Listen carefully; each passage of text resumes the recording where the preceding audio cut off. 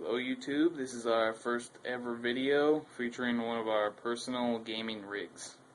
Alright, it was custom built, and we're using the half 932 Black Edition by Cooler Master. We got a red theme going on. Let's take a look at the inside components here. Alright, this is on the higher end of PC builds here. For the main part of the system, we have the EVGA X58 SLI 3 motherboard. Now this motherboard has 3 PCI Express 2.0 slots, which of the 3-way SLI or 2-way SLI in the physics. You got one PCI slot, it's regular PCI. Now you can't see it, but under the graphics card and right there you have a PCI Express X1 card. Power and reset switches, reset CMOS, 3-pin fan connectors, firewire connectors, USB connectors, and power switch connectors. Your debug console. Up there you have your HD audio port. You got your CMOS chip right under the RAM. Now on the side you have 8 in total, SATA 3 gigabytes a second ports, and then up at the very top, don't think you can see it, but there are 2 SATA 6 gigabit ports, which we haven't been able to get to yet. We have 6 slots, up to 24 gigs of DDR3 memory. Right now we're using 6 gigs of G.Skill PI DDR3 1600 megahertz. For the processor, we're using the Core i7-950.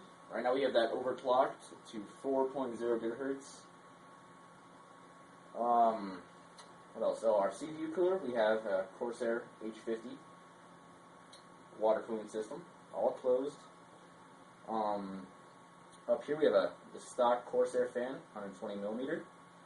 One Cooler Master R4, 120 millimeter. It's also red. Up here we have one Cooler Master 230 millimeter red fan. Another red R4. Down here we have a Cooler Master R4 red. Over here we have a stock Cooler Master black 230 millimeter fan. The red versions are pretty hard to come by, so I haven't been able to pick one of those up, but I would like to get one of those.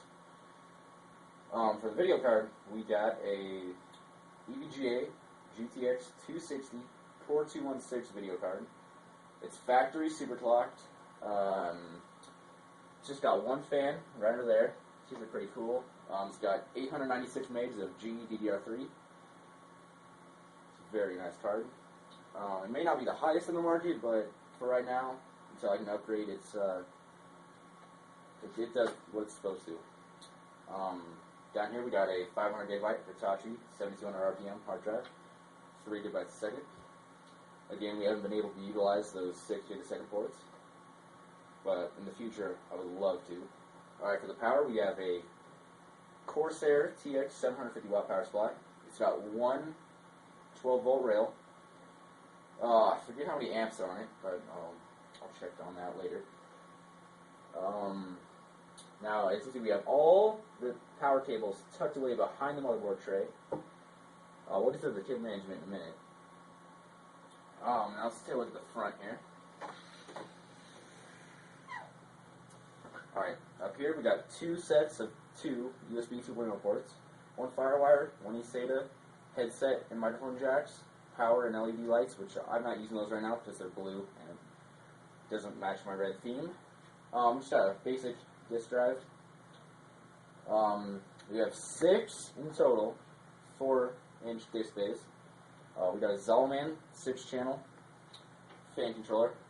Now we use this just so we can balance out sound and performance. Like when I'm not gaming, I'll turn these all down so it keeps it nice and quiet. Very nice noise reduction, but you do get a lot better performance if you crank these things up. Now down here we got the Corsair logo, or the Cooler Master logo. Sorry. Alright, now let's take a look at the cable management in the back.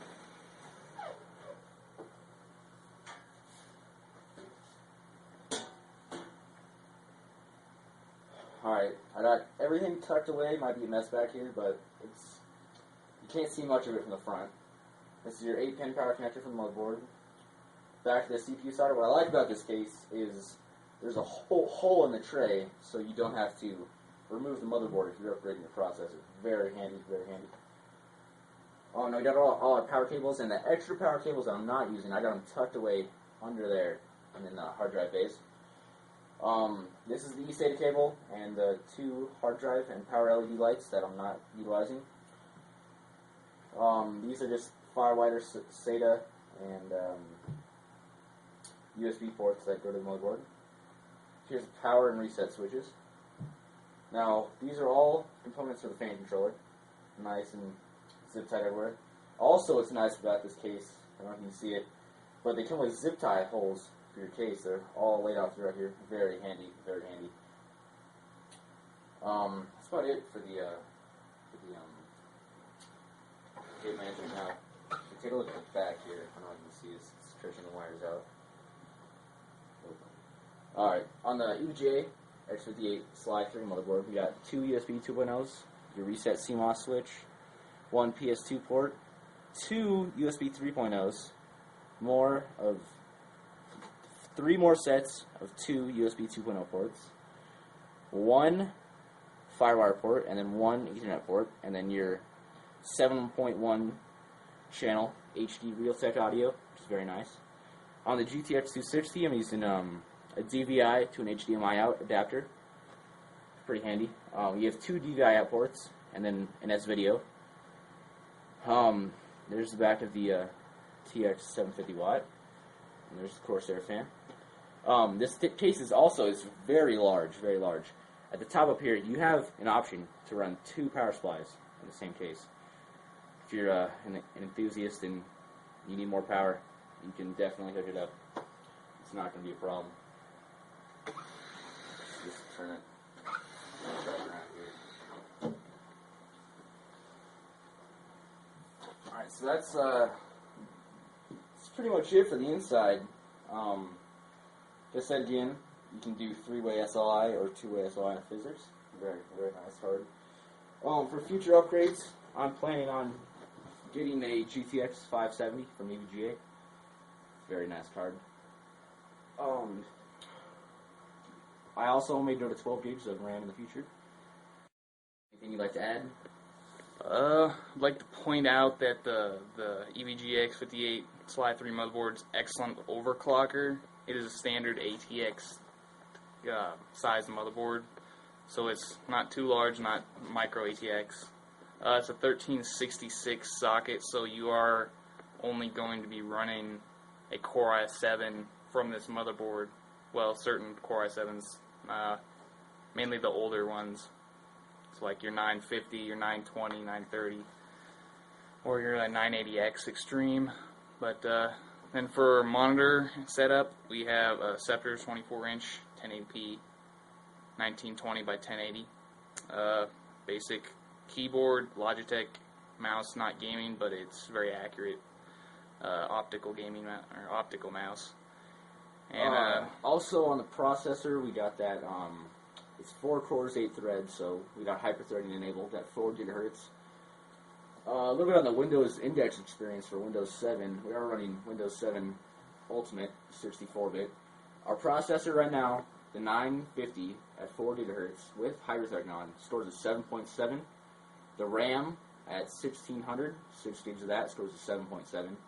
The graphics card, in both aspects, scores a 7.3, which isn't too bad.